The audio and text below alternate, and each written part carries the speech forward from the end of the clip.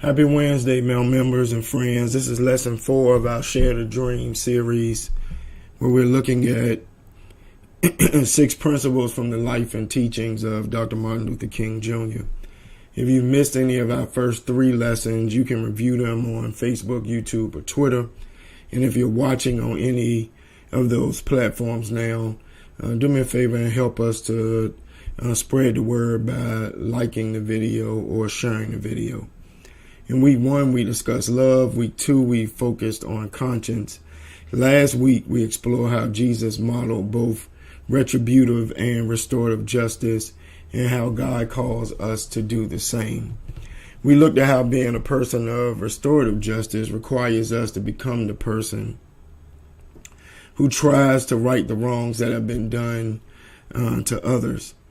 In this week's lesson, we'll examine how Jesus not only came into this world to bring restorative justice, but also how the Messiah came to bring freedom to all who were held in spiritual bondage to the slavery of sin.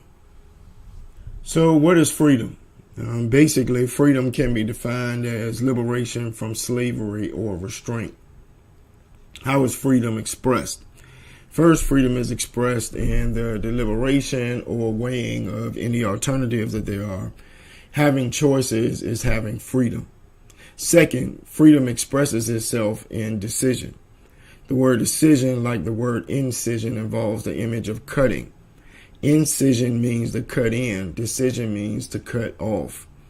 When I make a decision, I cut off alternatives and I make a choice. A third expression of freedom is responsibility. This is the obligation of the person to respond if they are questioned about their decisions. No one else can respond for them. Now, before we talk about freedom, let's talk about oppression.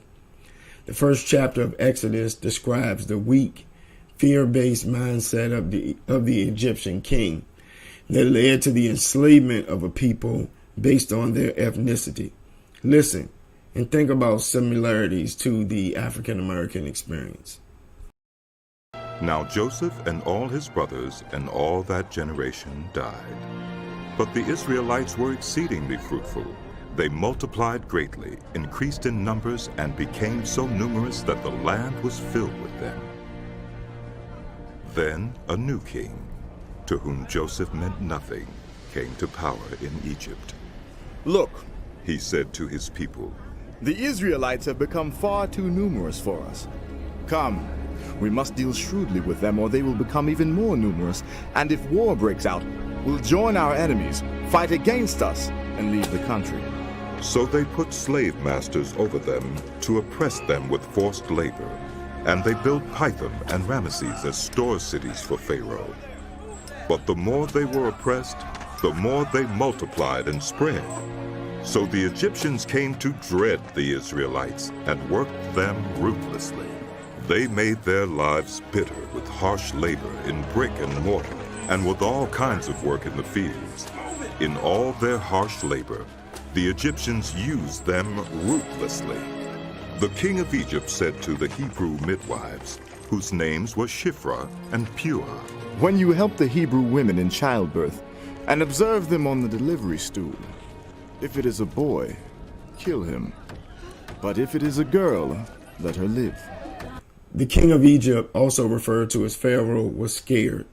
He didn't try to befriend the Israelites living in the country. He didn't invite them to the table of fellowship. Instead, he started to sow seeds of fear and mistrust among his people, his supporters, his voters, if you will. Without any proof, the king tells the Egyptians that the foreigners in the land are not to be trusted. They would not be loyal in the time of war. So the Egyptians, whose lives were spared because of the work that Joseph had done, apparently without asking any questions or giving any pushback to their leader, they go along with the plan and they make the Israelites their slaves. And it was brutal. They forced the Israelites to do crushing and hard labor. They tried to break them, but were confused because the more they oppressed them, the more baby Israelites were born. So the Pharaoh tries another terrible tactic, infanticide. He demands that the Hebrew midwives kill all the infant boys at birth. Thankfully, these women fear the Lord more than they did their earthly master and let the boys live. One such baby boy whose life was spared was Moses. In Exodus 3, Moses has an encounter with God in the burning bush. In chapter 4, after reminding God of his speech impediments, Moses surrenders and returns to Egypt to demand the Pharaoh release the Israelites from bondage. And if you know the story, you know that the king of Egypt did not give up power and control over those slaves easily. Moses had to keep returning after God sent plague after plague. Finally, after the plague of the firstborn, Pharaoh relented and let the Israelites go. I want you to picture this as you listen to that part of this fascinating story as told in Exodus 12. The Lord said to Moses and Aaron in Egypt, "This month is to be for you the first month of your year. Tell the whole community of Israel that on the 10th day of this month, each man is to take a lamb for his family, one for each household. If any household is too small for a whole lamb, they must share one with their nearest neighbor, having taken into account the number of people there are. You are to determine the amount of lamb needed in accordance with what each person will eat. The animals you choose must be year-old males without defect, and you may take them from the sheep or the goats. Take care of them until the 14th day of the month, when all the members of the community of Israel must slaughter them at twilight.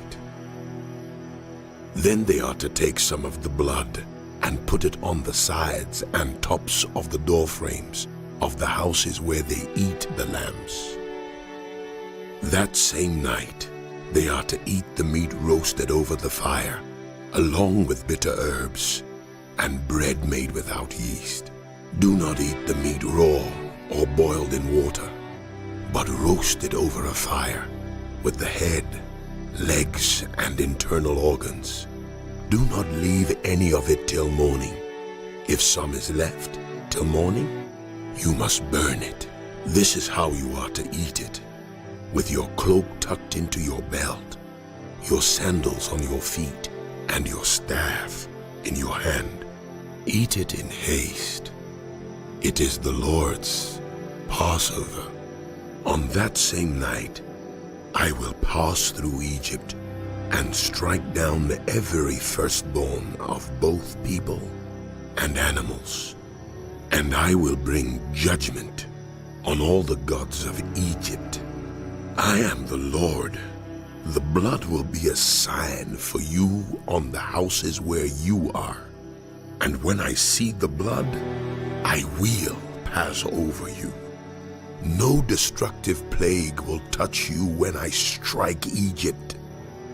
This is a day you are to commemorate. For the generations to come you shall celebrate it as a festival to the Lord, a lasting ordinance. For 7 days you are to eat bread made without yeast.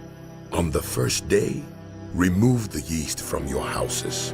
For whoever eats anything with yeast in it from the first day through the 7th must be cut off from Israel.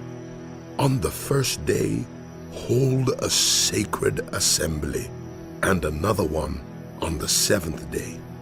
Do no work at all on these days, except to prepare food for everyone to eat. That is all you may do. Celebrate the festival of unleavened bread, because it was on this very day that I brought your divisions out of Egypt. Celebrate this day as a lasting ordinance for the generations to come. In the first month, you are to eat bread made without yeast, from the evening of the 14th day until the evening of the 21st day. For 7 days no yeast is to be found in your houses, and anyone, whether foreigner All native born who eats anything with yeast in it must be cut off from the community of Israel. Eat nothing made with yeast. Wherever you live, you must eat unleavened bread.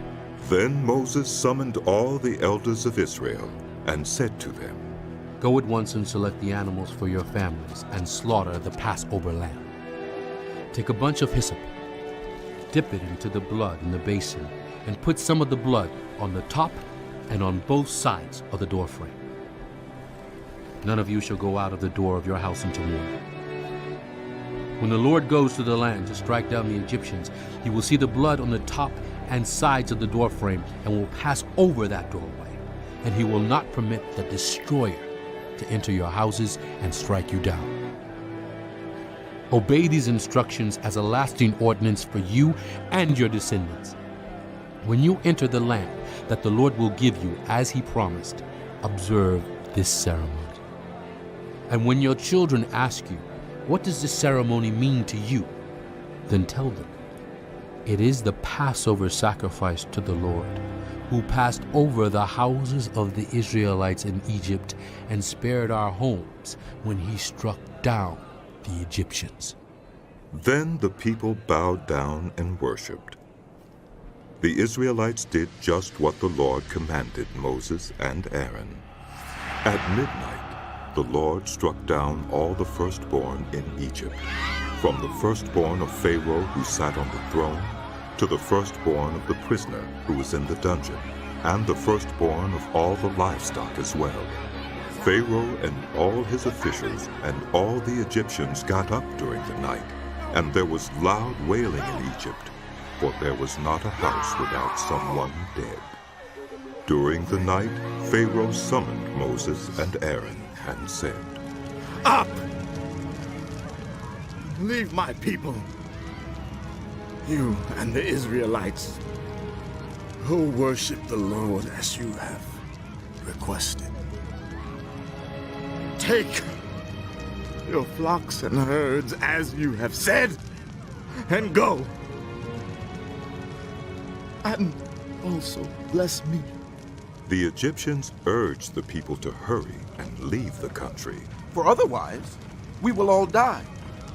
So the people took their dough before the yeast was added and carried it on their shoulders in kneading troughs wrapped in clothing. The Israelites did as Moses instructed and asked the Egyptians for articles of silver and gold and for clothing. The Lord had made the Egyptians favorably disposed toward the people, and they gave them what they asked for. So they plundered the Egyptians.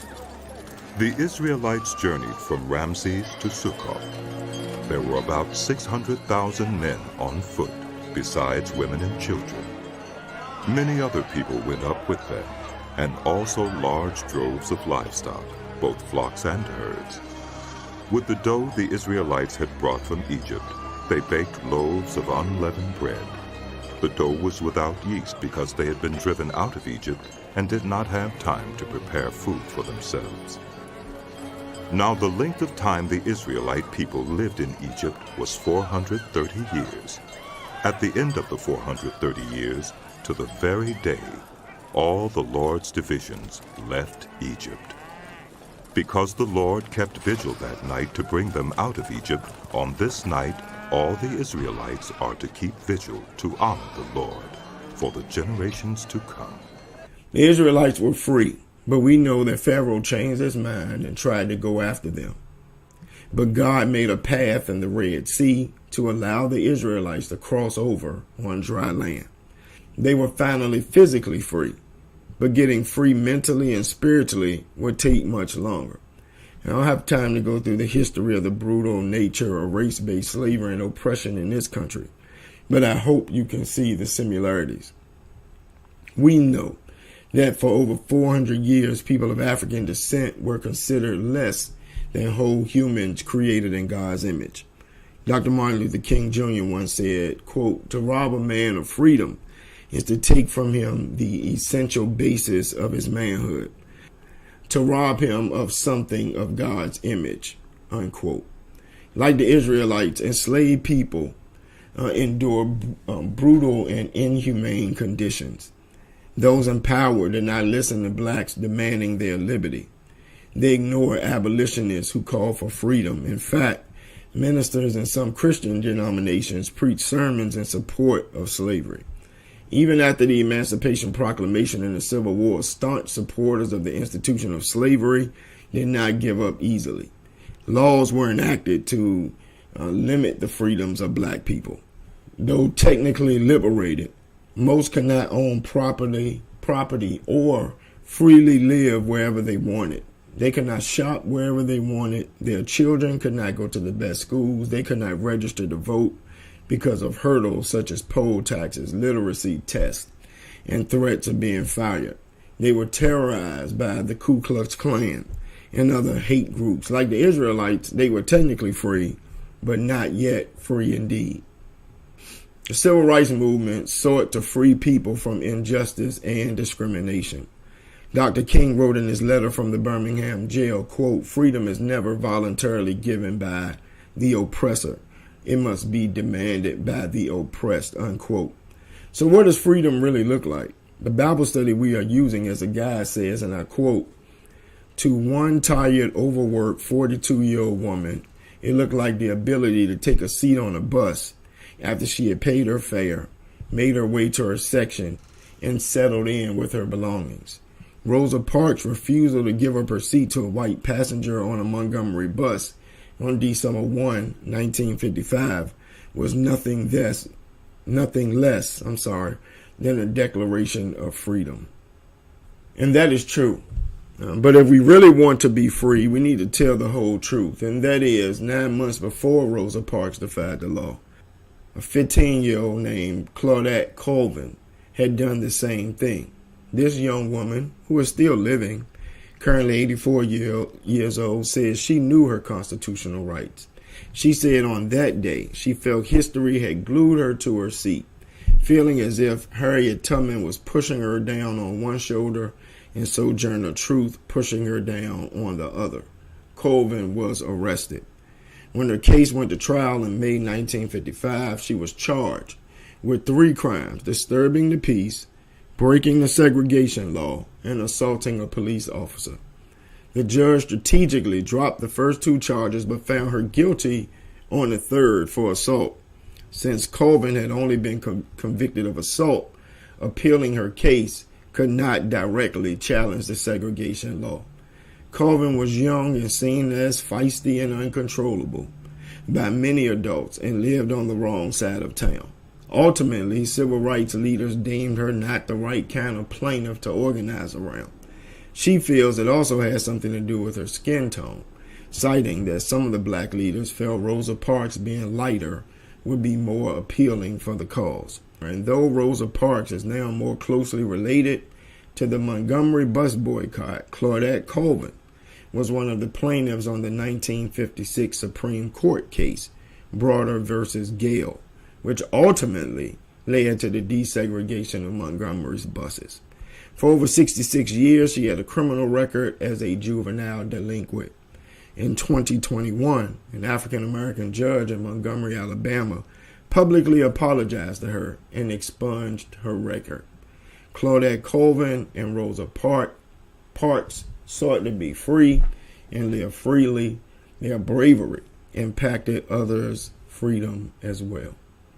As we've discussed in previous lessons, over time, Dr. King's focus shifted from just freedom from racial discrimination to freedom from the chains of poverty and freedoms from the cruelty of war. 2024, despite the gains of the civil rights movement, freedom is a concept that some feel is only for certain people. Slavery still exists in various forms around the world, such as with human trafficking and harsh labor conditions. As Ava DuVernay argues in the documentary 13th, mass incarceration is a modern-day extension of slavery, which is legally allowed by the 13th Amendment of the United States Constitution. Freedom is more than a human right or desire. It's more than a principle that men and women have fought to obtain. Freedom is spiritual. At the start of his ministry, as we shared last week, Jesus announced his mission statement, quote, the Spirit of the Lord is on me, because he has anointed me to proclaim good news to the poor. He has sent me to proclaim freedom for the prisoners and recovery of the sight for the blind, to set the oppressed free, unquote. Jesus represents freedom. Jesus provides freedom to all who accept his sacrifice and believe him to be the Son of God. According to John 10:10, Jesus came to bring freedom and abundant life. If we're not physically enslaved or do not witness such slavery on a regular basis, we may take the fundamental right of freedom for granted. We may not always think about what it means to be free and how this allows us to live according to our God-given purpose. But the reality is, all of us need the freedom that Jesus came into this world to give. On a spiritual level, before we get into relationship with God, we are in the bondage of sin. According to Romans 6:23, when we submit to sin, we are shackled and face separation from God. However, through Jesus, we can be liberated from the chains of sin. We can live in freedom, knowing that when we die, we will still live for eternity with God. Our freedom shall compel us to want the same kind of freedom for others. Our witness of Jesus' liberation power testifies that everyone can be set free from bondage. We then join with God to liberate those who are not yet free, recognizing that freedom is woven into our human spirit. Once the Israelites had been delivered from bondage in Egypt and were entering into the promised land, the Lord gave them certain rules and regulations that they were to follow. These laws instructed the Israelites on how to live as God's people and were intended to help them avoid falling into idolatry, which is another form of bondage. God wanted God's people to be free. God gave the Israelites specific guidelines on how to treat each other as well as the land. One of these laws the Lord instituted was the year of Jubilee, which was to take place every 49 years. According to Leviticus 25, during this year of Jubilee, or the year of freedom, people were to return to their own property, be released from their debts, and freed from all types of bondage. The passage lists other ways God's people were to treat each other, but the common thread and the common theme that runs throughout is fairness and care. Both the land and God's people were to be treated fairly and with care. And we can infer from this that freedom equals fairness and care. When we can take care of each other, we grant freedom to them. We choose not to rule over them with brute force, but instead we fear God and treat those made in God's image with care. That's true godly freedom. That concludes today's Bible study. This week's question, we often quote John 8:36, which says, "If the Son sets you free, you will be truly free indeed." Let's have a testimony service. From what has the Son set you free? How can you use this freedom to help liberate others? Before we go, let me invite you to our prayer call tomorrow at 7 a.m., 804-203-9011. If you or someone you know is in need of groceries, our food pantry will be open this Friday from 12 to 1. Mass choir, you're singing on Sunday, so you have rehearsal on Saturday. Church school on Sunday at 9:30, and then we'll have worship with communion at 10:45 on this Sunday as well. And remember, next Wednesday is the start of our Lenten journey, and at 6 Mount Zion, we started with our Ash Wednesday gathering. We will not have midday or evening Bible study, but we come together here at the church for a worship service at 6:30 p.m. Our church is focusing on praying and fasting for more of the fruit of the Spirit in our lives. So join us for 40 days of seeking God through prayer, fasting, and the Word. Our hope is that as individuals and as a church, we'll be more loving, more joyful, more peaceful. We'll be more patient and kind We'll be good and faithful to others because God is good and faithful to us. We'll be gentle, and we'll learn how to exercise more self-control.